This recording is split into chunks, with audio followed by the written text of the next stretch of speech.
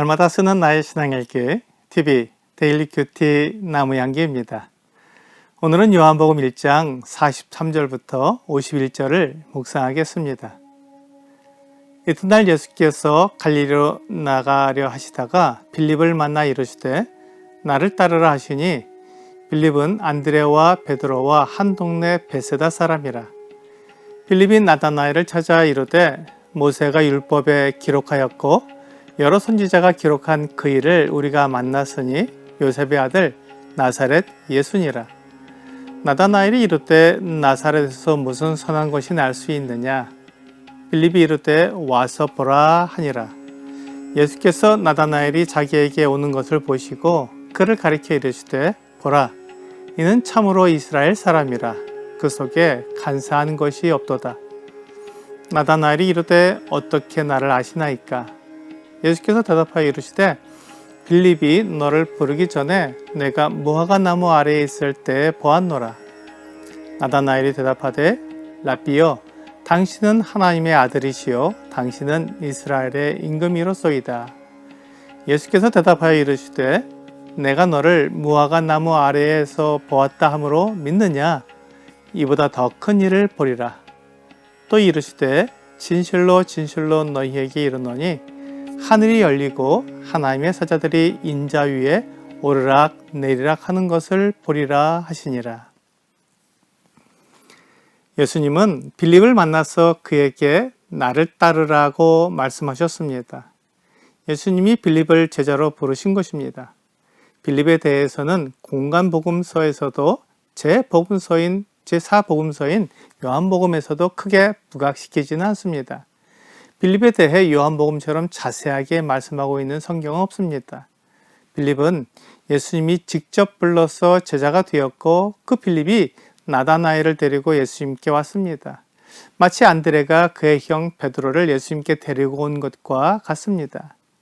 빌립이 나다나엘에게 예수님을 소개할 때 나사렛 예수라고 말했습니다.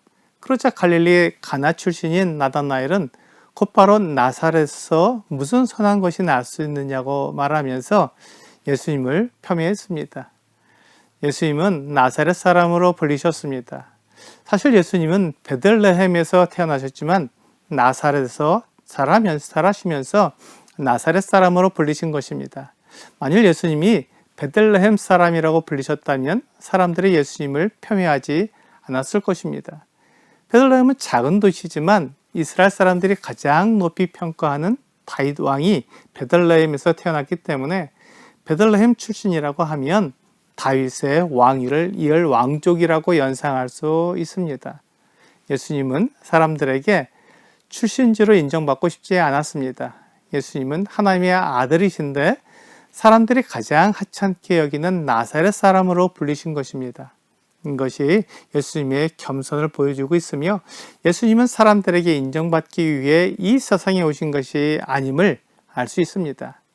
빌립은 이렇게 예수님을 무시하는 나다나엘에게 와 보라는 간단한 초청으로 그를 예수님께로 이끌었습니다.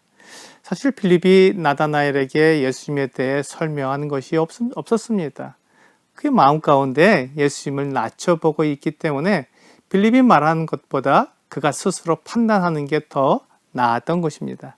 그래서 빌립은 와 보라는 간단한 초청으로 그를 예수님께로 이끌었던 것입니다. 나다나엘이 예수님께로 왔을 때 예수님은 이는 참으로 이스라엘 사람이라 그 속에 간사한 것이 없었다 라고 말씀하셨습니다. 이스라엘은 야곱의 새로운 이름입니다. 야곱은 원래 속이는 자였습니다. 그 형 에서를 속였고 그의 아버지 이삭을 속였으며 그의 장인 라반을 속인 사람입니다. 그런데 하나님께서 그의 이름을 이스라엘로 바꾸어 주셨습니다. 이스라엘은 속이지 않고 하나님 앞에서 순전한 사람이었습니다. 그래서 예수님께서 나다나엘에게 참으로 이스라엘 사람이라고 말씀하신 것입니다.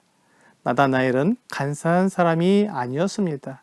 그는 예수님을 폄훼할 정도로 직설적이지만 다른 사람을 속이거나 다른 사람의 비유를 맞추기 위해 자신의 생각을 속일 정도로 간사한 사람이 아니었습니다. 나다나엘이 예수님께 어떻게 나를 아시나이까? 라고 묻자 예수님은 내가 무화과 나무 아래에 있을 때 보았노라 라고 대답해 주셨습니다. 나다나엘이 어디에 있는지는 중요하지 않습니다. 예수님이 나다나엘을 이미 알고 계셨다는 것이 더 중요합니다. 그러자 나다나엘이 예수님을 향해 이렇게 고백했습니다. 라비여, 당신은 하나님의 아들이시요 당신은 이스라엘의 임금이로소이다. 그는 예수님의 제자가 되었습니다. 예수님이 하나님의 아들이시고 이스라엘의 임금이시라고 고백했기 때문에 다른 사람을 따를 이유가 없었습니다. 나다나엘의 이 고백은 그 당시 유대인들이 이스라엘의 임금을 고대하고 있었다는 것을 알게 해줍니다.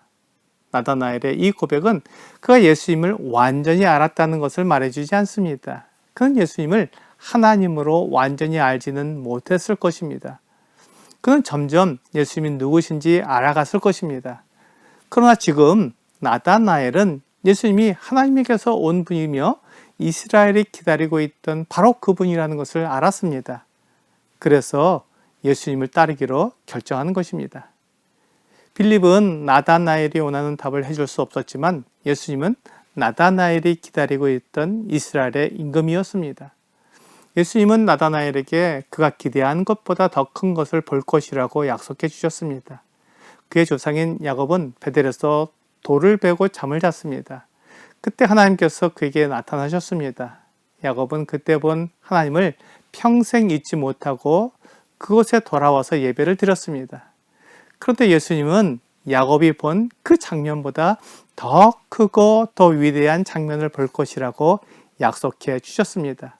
하늘이 열리고 하나님의 사자들이 인자이신 예수님 위로 오르락 내리락 하는 것을 보게 될 것이라고 약속해 주신 것입니다.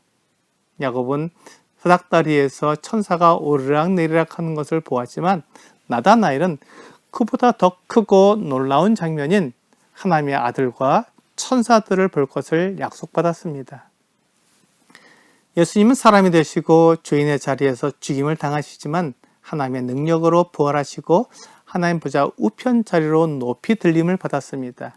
그렇기 때문에 예수님 위로 천사들이 오르락 내리락 하는 모습을 볼 수 있습니다. 예수님은 겸손하게 자기를 낮추셨지만 하나님은 그분 앞에 모든 무릎이 꿇어 엎드리게 하실 것입니다.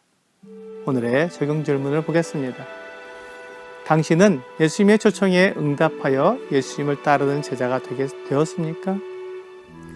예수님은 각 사람에게 맞게 부르십니다. 예수님이 나를 위해 목숨을 버리신 것처럼 나도 예수님을 위해 목숨을 바치는 제자가 되기로 결심했습니다. 오늘 나를 부르신 주님께 감사하면서 늘 예수님을 따르는 여러분과 제가 되기를 주 예수님의 이름으로 기도합니다.